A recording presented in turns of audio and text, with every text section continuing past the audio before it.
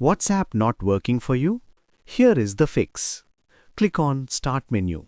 Go to Settings. Here, click on Apps. Here, search for WhatsApp. Click on WhatsApp, then click on Advanced Options. Here, under App Permissions, enable All.